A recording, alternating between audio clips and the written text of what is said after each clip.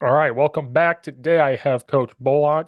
He's the head women's basketball coach at Eastern Illinois University, which I'm proudly representing behind me. Coach, thanks for being here. Glad to be on. You're my first head college basketball coach, so you're the first one. Well, there you go. Better set the standard high. Oh yeah, you'll be fine. Um, so let's talk about you for a second. You've had a long coaching experience. What made you want to coach? How was it basketball? And like the steps you took to get to Eastern, because you've been there for a few years now. So what was the steps to take to get there? Yeah. Well, when I was little, I actually played basketball, and I was so far ahead of the other kids my age because my brother had worked with me that I thought I was going to get paid to play basketball until about the eighth grade, when I realized everybody was catching up to me and I wasn't that athletic. So then that I wanted to coach, and so from that point on, yeah, dreamed about being a college coach. And just kind of forged my path. I was a high school coach in Tigerton, Wisconsin for 3 years. Grew up kind of idolizing the Bennett family, Dick Bennett, Tony. Yep. Played a tournament that Tony was in and followed him. And then I got a chance to work for Kathy Bennett at the University of Evansville, my first college job. I made $10,000 and no benefits, and we worked a lot, but I loved every minute of it. Kathy went on to Indiana, and I joined her there and was with her for 5 years. And we had our second child, Reagan, and I wanted to be a little bit more in control of my schedule, and Hmm. so decided to leave Kathy and Division One, and thought maybe I'd never go back to Division One because I wanted to have a little more balance. Took a head coaching job at Bryan College in Dayton, Tennessee, and had a great 5 years there.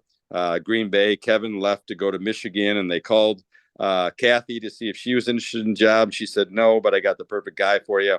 And so she got helped get me an interview, and interview went great, and got the job at Green Bay.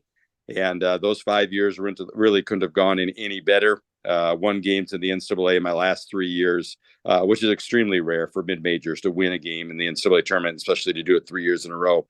Then went on. I wanted to see if I could get the top recruits. What it would be like, to coach in the Final Four, and what it'd be like to go after McDonald's All American. So I Hmm. took the Illinois job with that kind of intent, and unfortunately, we did not have the same success. We did get a McDonald's All American, Shatrice White, but didn't have the success we needed there. So then ended up at Eastern Illinois. Tom Michael hired me here, and now I've been here for 7 years. And the program was last for 7 straight years or so. And then the last 2 years, we finished second. So we're heading in the right direction here. Yeah, I remember you at Illinois 'cause I'm an Illinois fan. I knew when you got the job at Eastern. I was like, wait, yeah, he was at Illinois. You didn't have to travel very far to get a new job, just right down the street. Yeah, 45 minutes. So Do you still live in Champaign, or do you guys just move to No, Charlotte? we moved. We want to be as close as I can to the office. Have our players over. So yeah, we moved to, and we live about a mile from campus, so we're close here, and the team can come over, and I can run home for lunch. And yeah, it's nice being so close. Oh, that's good. Um, how, I'm going to jump again a little bit. How has recruiting changed? Like we tried to get you on before you called me. Like somebody entered the transfer portal, I had to go watch them, which I get. Like it was crazy. I was telling people that at work. Like it's amazing how you had a schedule and all of a sudden someone goes on transfer portal and you have to jump on it or you just don't know. Like Dane Danger for the men's team. He won the transfer portal 2 days later. He's at Memphis. Like how quickly that can go. So like your career, how has that changed how you guys approach things over time? Yeah, it really has completely changed our world. Our spring used to be kind of a good time with family, and now our spring is the busiest. We work longer and harder in the spring than we do during the season because of the transfer portal. The next 3 weekends we have visits from Thursday to Sunday, kids coming in, and official visits, their parents coming in, and so yeah, our spring will be extremely busy until you fill your scholarships. And then, yeah, every day it changes. So I'm getting on the portal. I just got on, to make sure I caught everybody yesterday that went into the portal. And yeah, every day somebody new comes in. You're like, oh, that changes things, or we want that kid, Yeah. and figure out whether you got a shot or not. Has it changed like losing a lot of players? Has it changed how you talk to them to try to keep them, or does it kind of, business as usual when it comes to the people that you already have on your team? Yeah, it does change for sure. I mean, you're probably more concerned about losing players than you ever have before. Thankfully, we have a good culture, so for the most part, we've been able to keep our top kids. But that can change tomorrow, and you just never Yeah. know how it's going to go. And yeah, you probably work harder with your players. And I've always been a relational type coach, but it's hard as the head coach to have the same relation. You're not going to have the same relationship as an assistant coach, but hopefully our players know that I love them and care about them, and try to do the right things by them. So when you're going to the portal, I think it's a little different for basketball than like football. But like for basketball, you can easily adapt offense, defensive strategies to the type of players you have easier maybe than football. But when you're going to the portal, is that any different than recruiting the high school kid, or do you still stick with the same, like we're looking for good people, we're looking for people that want to be here, or does it change a little bit if they're like juniors or seniors? Yeah, for us, and that's the hard thing about the portal is sometimes you don't know the kid. Like for the most part, most of these kids we recruited in high school, we knew of them through AAU, but that is the danger. And the one thing I don't like about the portal is if we don't know the kid, Uh-huh. to just get to know him for a week or two and then make a decision, you pretty much have to offer him right away if you're going to have a shot at him. So I don't like that piece. I do enjoy the high school piece, getting to know the parents, watching the kid play many times. Yeah, I feel like you have a better chance to get it right, where I think sometimes in the portal, people are taking kids and they're going, and it's just not the right fit for either side. Did it change your high school recruiting at all, or does it stay the same? It does. And I try to tell that, like, if you get a good offer from a school, the kids should just accept it. Right. Honestly, if they wait, because it can change the next day. All of a sudden, a kid goes in the portal. We thought we had 5 scholarships for the 25 class. And all of a sudden that changes with the portal, and then you use those scholarships, and now you have one or two. Well, that completely changes who we're recruiting when you have one or two compared to five. And so, yeah, I know I would tell high school kids and parents, if you get a good offer, consider accepting it. Go there, check it out. And if it's the right fit, take it before something changes. In Charleston at EIU, does the name, image, and likeness affect much at all, or because it is a smaller town-ish, it's not as big? No, yeah, we don't have much of that. Obviously, we're trying to do cost of attendance. We're trying to do the Austin money, and trying to raise money to have ability to help players above and beyond their scholarship. The NLI stuff, we're not the same as other big schools. Yeah, because Coach Wilkerson's been on here and we text back and forth. He said the same thing. He said the only difference is it's helped football with recruiting high school kids because maybe 10 years ago, this certain kid would have gone to a Power Five. Now, because they can just grab a junior or something from the portal, they're going FCS. But then the flip side is maybe they get good in 2 years, then they get poached. So it's almost become like a junior college, even though you're FCS division, you're still Division 1, even for basketball. You've almost become like a junior college when it comes to that. Like they could just pluck them, like, oh, we're going to offer this kid a scholarship because they're all American. Just come to the Power Five. Yeah, and that's the hard thing is it's going to be harder to keep kids for 4 and 5 years. I love redshirting kids. I like developing kids, and I've done that everywhere I've been. But now, yeah, you redshirt them, you develop them, and all of a sudden they're good, and there's a chance you're going to lose them. Right. And you almost can't hold it against them because you guys have to. I feel bad for all college coaches at any sport because more stuff's been added onto your plate. And then when they do leave, that's just an extra thing added on, and you can't hold it against them because maybe you hope that maybe it's for a good reason. Like maybe it's closer to home, maybe it's this, whatever. But it's probably usually money. It's probably usually like, oh, I'm too good for this FCS level. But it just adds more onto your guys' plate for no extra money, like just these things that get piled on top of you. And for like Eastern, you got to worry about fundraising, you got to worry about student attendance. You even have to look at enrollment because the money from Eastern, the enrollment has to go to the sports. Yeah, yeah. I think that the job is harder than it's ever been. There's certainly more scrutiny, with every coaching decision you make, and now with people watching and thinking, and then just the psychology. I feel like today you have to be a psychiatrist almost with your Yeah. players and manage their confidence, and yeah. So it's just there's a lot of variables that go into it. You have a chance to impact lives, and ultimately that's why I do it. And I love coaching. I love the recruiting piece of it, but it Right. definitely is harder job today than it's ever been. When you took over, like I said, this is Joe Rogan style. We're gonna go all over the place and Yep. just when you take over a program because you've done it a couple times, what's like the first thing? I don't like the word culture because it's kind of like a buzzword, but like when you come in, what's the first things you got to do to like set the standard and set it to how it's going to run the way you want it to? Yeah, the first thing I think, is just to love the players that are there. I don't like, well, when I get my kids in, well, you inherited, they become your kids as soon as you take the job. Right. And so, just making the transition the best you can for them, loving those players well and getting to build a relationship with them. The hiring thing is a big deal. And they say hire slow, make sure you get that right, and then fire quickly, because if they deserve to be fired, they probably have for a while. And that's a really hard thing in coaching. But get your staff right, and then love the current players there and build a relationship with them. Cause and then I've been very curious because I've been coaching for 14 years. I'm 33, but I feel old because I've been doing it since I was 19. Basketball, football.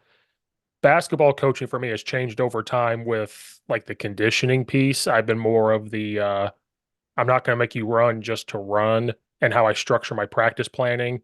Has that ever changed for you over time with that type of stuff? Yeah, I think the one thing today, I feel like there's more injuries than there's ever been before. College coaches used to carry 12, 13 and think, oh, we have 15 scholarships, but we can't keep 15 happy. But now, if you don't carry 15, there's teams that are canceling games because of the injuries. And I feel like that. I don't know if that's because kids are playing year round more, Yeah. but just is such a bigger part of our world. Not only ACLs, but just all kinds of injuries and kids sitting out.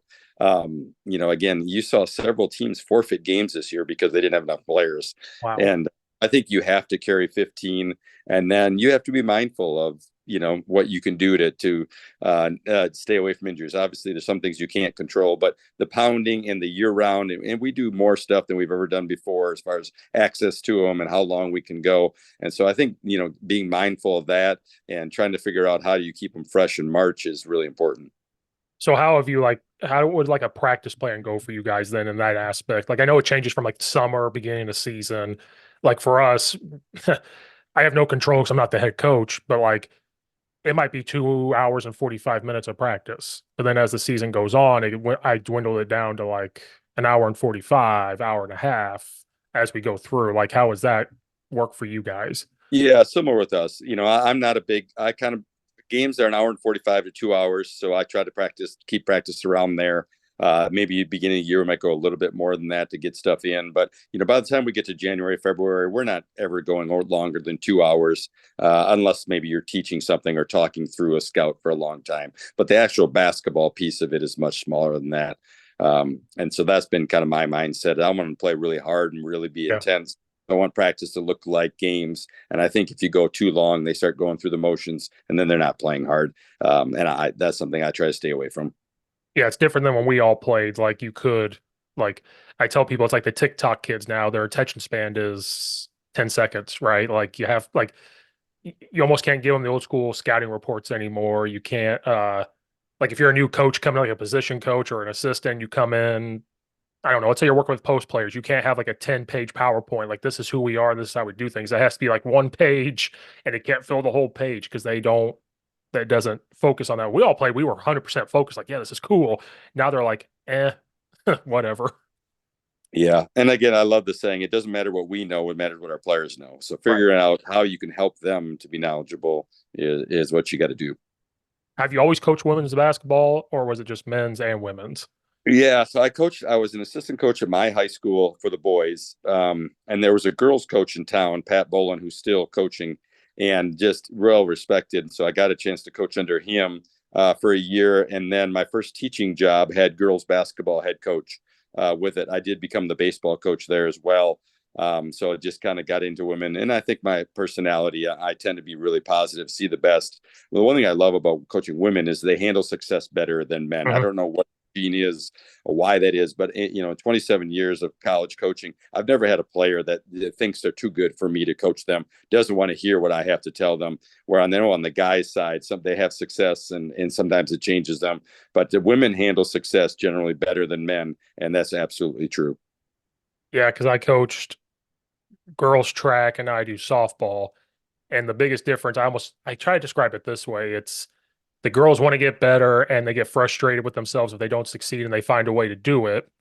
The boys, the times have changed where it's almost like, what have you done for me lately type of thing, or that type of thing. Not every kid, but that's what I've noticed when you coach girls and boys. Like And you can be goofy with the boys, but the girls, they have their own thing, like nowadays with the music and the dancing, and it's real funny and they're very loose and they don't take it too serious and they're very loose and very easy going. I'm like, oh, this is not stressful anymore.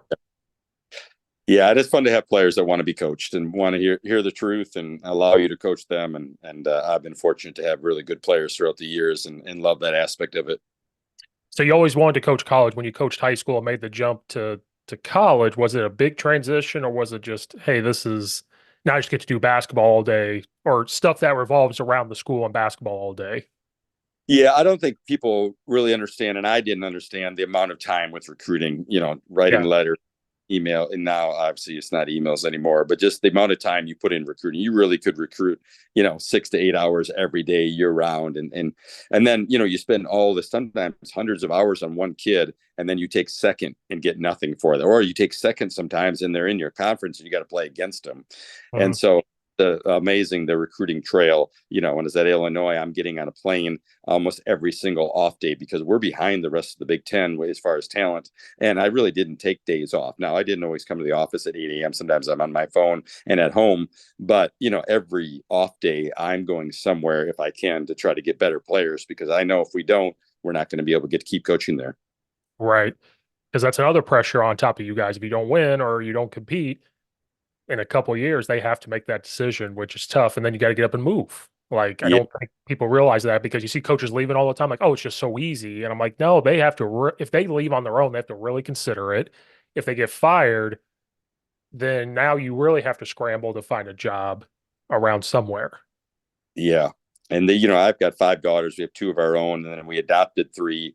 And so, Abby and Reagan had to move around, several times. And Yeah. thankfully, our ones have not had to. But, it's just the world we live in. Coaching changes. And, a lot of coaches will, when they recruit, tell kids, hey, I'm going to be here. I'm going to be your coach. They're lying to you. If they tell you, they guarantee that, obviously they might hope for that, but things Mhm. can change quickly. Yeah. Kind of funny. What was the transition living in Champaign to Charleston? Charleston's such a much smaller town. There's not much to do. Was it a big transition or is it more peaceful? Yeah, it wasn't too bad. For us, your whole life is your family and basketball, and you just Yeah. don't have. I will say the number of things that pulled at me while I was at Illinois, I felt like, especially because I wanted to have my stamp on stuff, I just felt like somebody needed me for something a lot there. Where at Eastern, you don't have all those different things pulling at you, and I feel like as a basketball coach, you want to coach your team and you want to recruit. Obviously, there's more things you have to do, but at Eastern, it's probably easier to focus on those things than it was at Illinois. Yeah. It depends on where you live, I guess, in Eastern. If you're right on 4th Street, you know it's a college town. If you're outside of that, it's just this peaceful, no loud noises, no nothing. And you can just kind of walk up and down the street and then have a good time, take your dog out, go to the river and fish. Like it's just so peaceful. Unless you're on 4th Street, then it's like, oh, it's a college town. Yeah, yeah, and we live on Coolidge, a mile away from campus. We have a lake in our backyard, and it Yeah, is yeah. so peaceful and relaxing. It's great. Yeah. I lived in, I took the long college route, like it wasn't 4 years, it was like six and a Mm. half years. You change your major so many times. Yeah, And then I coached at the high school for many, many years in the middle school. And I just lived there. And people went to college and left, like, why are you still living there? And I said, one, I love to coach, so I have a position. Two, I grew up in a small town. This is bigger, but I still get the small town feel to it, and so it's very peaceful. And, you know, people don't realize that. Like the campus is beautiful when they take care of it. And like you can walk through campus and it's not too big and you don't feel overwhelmed in the town. And so I know plenty of people now that are staying there because of that. And it's cheaper. I tell people it's cheaper yeah, to live there. it's true. The house we bought here, we would be a lot more money in Champaign. Oh yeah. Oh, don't get me started about the houses up here in the suburbs. Ooh, Yeah, my wife says that like I want to buy this house, and I'm like I could pick that house up and put it outside of Champaign, and it'll be probably 180,000 less than what it is up here yeah, or in yeah. Charles. That's but you can buy a lot of house for the money. Oh yeah, it's crazy. So like recruiting that type of thing to people to Charleston and Eastern, is that the type of sell you give them? Because I mean, it's a small campus, but like it's actually really not. It's beautiful. Like in the summer and the spring, it's beautiful. Yeah, the one thing we try to sell, we want players that want to play professionally. I've had 36 players go on to play professionally Oh and wow. sell that we're going to teach you basketball, we're going to help you develop. if you want to go play professionally, we'll help you get there. And obviously in the portal, that's a big thing we're selling. But then, yeah, the culture, the quality of life that we give our players as well is really, really good. And then, when they come to visit, talking to the current players, and the current players tell them how much they love it, how we take care of them, how we push them hard, demand the best, but we're also patient and kind and treat them well. And they know, especially the ones that transfer from other schools, to be able to tell our play, hey, it isn't like this other places. And so make sure you enjoy this and appreciate this. Right. Same thing with football. They got to do the same thing, but like it's a sports school to build, like it's a football basketball school. Like it's just what it is. Yeah. I went to basketball games when I went there. I go to football games, and the whole town comes too. Like they don't realize, like you get, I call them townies. You get townies that show up. Like, Yeah. and I love when it might be you guys. You guys do like the grade school, middle school night. The schools come and watch and all this Yeah. stuff, and that's really cool to get like younger kids in the community to come watch. Then they're going to start watching it on the EIU streaming, and then they do all that stuff. So that's really cool how they try to like incorporate all that at the school. Yeah. The kids' game is really a fun game each year. Oh, I'm sure, but you could probably hear them scream up there. Yeah, you realize we didn't score, right? And they're cheering. Yeah, they're screaming no matter what happens. Even when they score, they're screaming. That just happened. My wife's dad's from Ireland, and he had a sister come visit, and she had her two kids. And we're like, what can we do to give them like the experience of like America? We took them to a Bulls game, and they were playing Atlanta, and the daughter was cheering when both teams scored, and the mom's like, "You're supposed to cheer for for our team." Right.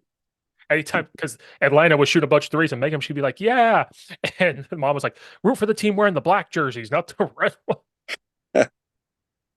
And I'm like, and she's like, "You're going to offend Steve because I'm a big sports person. Like, you're going to make him mad." And I was like, "No, no, no. Just let her enjoy the game. Don't worry about it. I'm the one sitting here with my arms crossed when the Bulls were doing bad."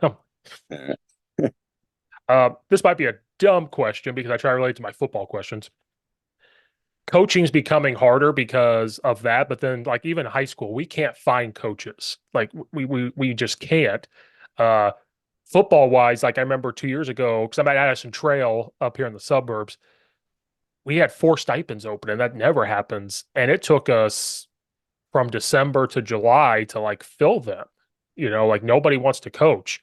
Our basketball coach, when I got the spot, I was the only one that came up and asked him. Like he couldn't find, like people in the building didn't want to do it.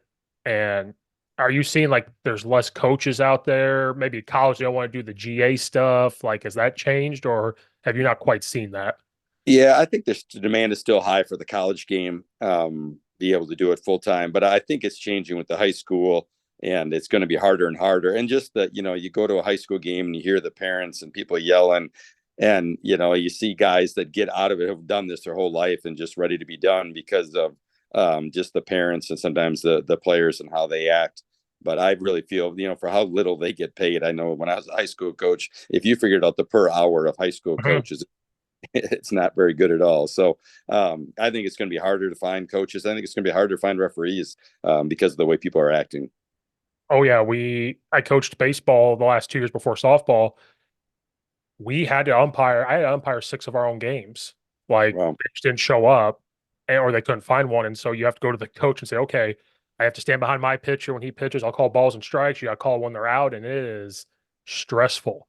And in that moment, I said, "I may never freak out on a ref ever again because this sucks." And uh, our like football up here is different. Like a lot of teams have like a sophomore game right before the varsity game, and at least for our assigner for the refs, told everybody stop having sophomore games before the varsity game. Like we have to change this because he goes, I'm not going to have the refs, or you're going to have these freshman sophomore refs doing the sophomore game. Then they're going to try and do your varsity game, and you're going to get mad because they're not varsity.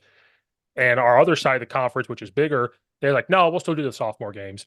So the assigner got mad, gave our side of the conference all the good refs. Like, here's all the good ones. They're going to get all the ones that are new. And just because he doesn't have enough. Yeah. And he even told us, don't be surprised if we have to have one Thursday game each year now because of this. He said, don't be surprised if I ask you guys in a year or two, you have to start playing on Wednesdays, like a football game on a Wednesday night, because he won't be able to find any refs. Wow. And it's crazy. Yeah. And it's going to be a challenge.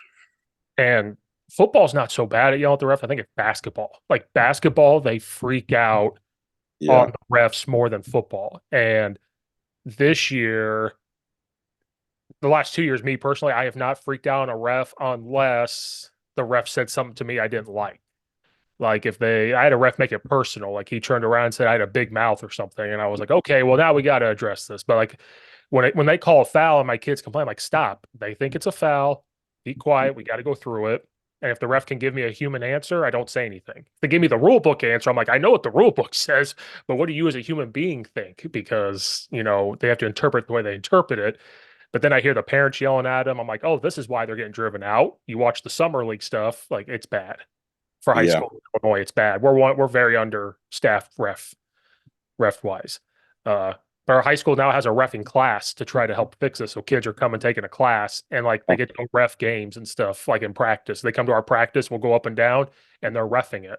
And so we're trying to help. And our referee signer comes and does speeches for them. So we're trying to help the best we can, but it's bad, really bad. I know in Yeah. college it's maybe not, but in high school it's really bad. Yeah. And I'm afraid it's going to get worse before it gets better. Oh, it's definitely gonna. I don't know if it'll get worse because we're dealing with the COVID stuff. Like people are getting out, and now you got to get new people in, and they're trying to raise how much they get paid. So I think it will churn, but it's going to be rough for the next couple of years to like get it to switch. But oh, I remember I was going to ask you recruiting. Do you want your players to be multi-sport athletes, or do you like just play basketball all year round? Yeah, I love the multiple sport athletes. I think the NFL the last 2 years, the 29 of the 32 first round draft picks played multiple sports. Mhm. Uh, I think it's really healthy for them. Be on a different team. You have your body do something else. You're probably seeing less and less of it, but I get a little more excited when they're playing multiple sports, Yeah, and I think it's really good for them. yeah, we're getting it a couple of times. Like I'm going to quit this sport to just do basketball. Mainly, it's been baseball. And like I tell you, we had a 6'3", 185-pound quarterback his junior year. And coming into his senior year, he put on a lot of muscle. He got to 215 and it was just pure muscle. And we're super excited. Decides not to play football and says, I'm going to focus on baseball for his senior year. He's got to go Division I baseball. And he ends up getting a scholarship, but it's going to Quincy. And we're super happy for him. We want the best. But it's like, in my opinion, you could have gotten that scholarship while playing other sports, Yeah. like and then where I coached baseball at, we had a sophomore pitcher. He was already projected third round draft pick for major league. So he decided to not play other sports and just do baseball. And I said, well, now in that case, I kind of get it. If you're already, he was going to Wake Forest on a full ride, but more and more, they're starting to just play one sport. And I don't like it because you're going to have a burnout. You know, from a recruiting, I know guys I got recruited to play other sports by the coach watching them play a different sport than what they're getting recruited for. Like, you could watch him play basketball and say, "Oh, this guy's competitive. I'm gonna give him a football scholarship." You could be watching a volleyball game. This girl's got really high jumps. I can give her a scholarship. Or I really want her to play for my team. Like you can get recruited playing other sports for the sport you want to do. Yeah, and it just is good for your body. Good for your body, and it's also good to be on teams, have different kids that you got to get along with. I love seeing, them have to be on a different team and how they respond to that. Right. Yeah. I was just curious because a lot of people are like, I don't even recruit them if they just play the one sport because it doesn't help us. Like it's not helping hand-eye coordination, whatever. They could be really, really good, but I got to see you be competitive in a different way than this particular sport and how you handle pressure and everything else. But kids nowadays, I think sometimes don't want to put themselves in an uncomfortable situation and be afraid to fail sometimes. Like, oh, I'm decent at this sport. Why would I go do this one and put myself in a position to look bad because somebody's going to videotape and put it on Twitter or Snapchat? That's what I'm seeing from the high school part is I was having kids do a sprint conditioning thing, and it's really I call it funny. It's star jumps. They're getting down, they're jumping, they look like stars. So I made a joke like, we're shining stars. They stopped and like, nope, we look stupid. And they would stop. Like somebody's gonna put this on Instagram. I'm like, you gotta be kidding me. Yeah, It's just the way of the world, I guess. yeah. The social media is changing things. Yeah, I have to run our social medias and keep up with it. And they're like, Coach Steve, make us a football TikTok. I'm like, no, no. That's where I have to draw the line. I don't mind taking pictures and editing them, but man, nope. Then they're like, can we do it? I'm like, no, you'll get in trouble. You'll put something up that'll get you in trouble with administration. And then I'll get in trouble because it's on the account and I run it and I'll get in trouble. Or, but it's also weird with recruiting, maybe for you guys, the social media thing. If they see all this stuff, you get more attention to the school. It's just very strange. Yeah, absolutely. And yeah, the photographer and all those things are a piece of recruiting now for sure. Right. Um, I'm curious, what's your defense and offensive philosophy when it comes to basketball? Yeah, so I grew up kind of following the Bennetts, Dick and Tony and Kathy, and the best there are the best there are in defense. I knew I was not going to be able to teach man like they can, and Mhm. so I added a half court trap that we ran at Green Bay in Illinois and here that's been really successful, just to have a different change of pace. I do like man, I believe in that. But I do we have a half court trap called the Buzz that I've done videos on that's really popular. So I think that's been a good change of pace with that. Offensively, I think you got to kind of adapt to your players and use them. And even talking about next year for us, we've got 4 kids that we're trying to bring into the portal. It may matter who we get in Right. their game. So you have to adapt year to year and you run set plays for special players. Thankfully, I've been able to have that. We had the player of the year this year, Macy McGlone, who's back, and so obviously we're trying to find guards that fit around her and figure out how we can make her even better as a senior. I more respect when you said you're a man guy because when I was at the middle school in Charleston, we ran zone because I could run a 1-3-1 trap because I had a guy up top that was an Energizer bunny and he never stopped. Then I started coaching at Neuqua Valley High School, and that Hall of Fame coach, Coach Sutton, he's like, I don't play zone. I don't believe in it. He goes, we play man. And so everything was man oriented. They run the chin cut series for everything. And I fell in love with it. And then I come to Addison Trail. He believes in man. And I'm like, all right, I love this. Now the kids want to play zone because they think they can take a break. Yeah, a little easier. Or at least in high school, the big buzz defense is that 1-2-2 or that 3-2 and trapping. And we see a lot of teams that do it. And then our kids go, well, look how good they're doing it. We want to do it. I'm like, okay. So I'd pull up the film. But you see how aggressive they are? Do you see how they still use man principles on certain things and break it down? So it's not you could take a break. So that's why we play man, because in man, we can trap everywhere. You could switch, you could hedge, you could do all these things. In zone, they have responsibilities. And so that's why we're teaching man. And like you said, be more aggressive, make them have to run an offense to get them to score. Zone, if they have a good shooter and you can't stop them, well, you're screwed. Make them do something, get into a mistake. And then hopefully we have less plays that we can remember and execute better. I'm not doing that thumb on purpose on Zoom. It just does it. I don't know why. But yeah, that's why we're man. I just more respect to you when you said that. I was like, yes, he plays man. Love it. Um, well, coach, I've taken your time. I want you to go enjoy time with your family and spend time in good old Chucktown, Illinois. But I appreciate you coming on here. Thank you so much for having me, Steve. Enjoyed it.